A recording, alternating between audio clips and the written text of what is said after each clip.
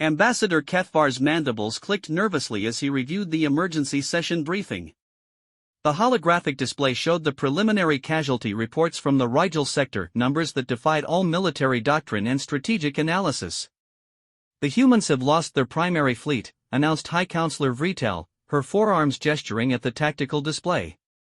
17 capital ships, including their flagship Defiance. By all accounts, they should be requesting terms. The council chamber fell silent except for the soft hum of translation matrices. Representatives from 47 species waited for the obvious conclusion: humanity's surrender was imminent. Instead, Vrital continued, her voice heavy with confusion, "They've sent this." The message played across every screen in the chamber. A human female, her uniform torn and face streaked with what their species called blood, stood before a burning cityscape. "To the hegemony forces occupying our worlds," she said, her voice steady despite the chaos behind her. "You have taken our fleets. You have taken our colonies. You have taken our people." She paused, and something in her expression made several council members unconsciously lean back. "Now you get to find out why every other species in the galaxy knows the first rule of interstellar warfare."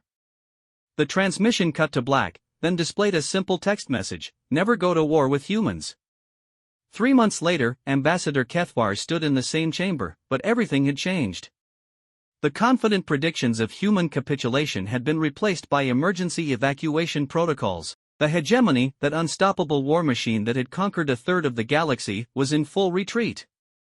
"They're not fighting like any species we've encountered," General Korthmag reported, his usually proud bearing now hunched with exhaustion. "We destroyed their fleet, so they weaponized their merchant vessels. We took their weapons factories, so they built bombs in their kitchens. We occupied their cities, so they turned every building into a fortress." The reports continued to pour in, each more bewildering than the last.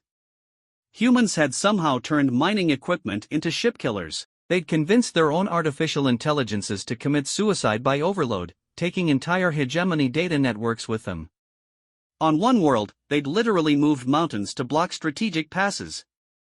"They're not just fighting for territory," observed Dr. Zain, the council's chief xenopsychologist. "They're fighting for the abstract concept of not being conquered. It's completely irrational." "No," corrected Ambassador Cathvar quietly. "It's completely human." The final report came 6 months after the initial invasion. The hegemony had retreated beyond the outer rim, their forces scattered and demoralized. The humans had won a war they should have lost in the first week. But the real revelation came in the aftermath. Species after species approached the human delegation with the same message: "We tried to warn you." The ancient Vorthan Empire had fought humans 2 centuries ago. The proud Kalari Confederacy had learned the lesson 3 generations past.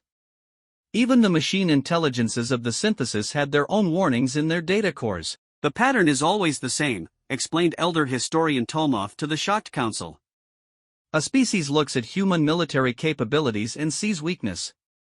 They see divided governments, outdated equipment, minimal fleet sizes. They assume conquest will be simple." He gestured to the wall of historical records. Every single one discovers the same truth. Human military capability is not measured by their fleets or their weapons. It's measured by their absolute refusal to accept defeat. Years later, the story of the human hegemony war became required study in military academies across the galaxy. The tactical analyses were fascinating, but the real lesson was simpler: never go to war with humans. Not because they're the strongest species, or the most advanced, or the most numerous.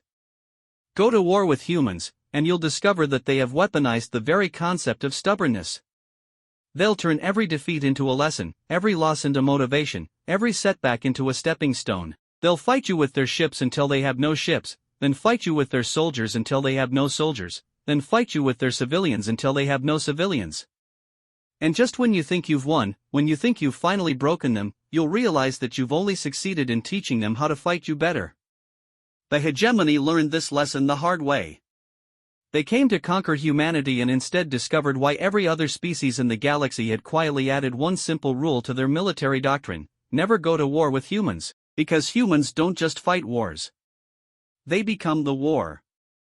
And wars, as any student of history knows, have a way of lasting far longer than anyone expects.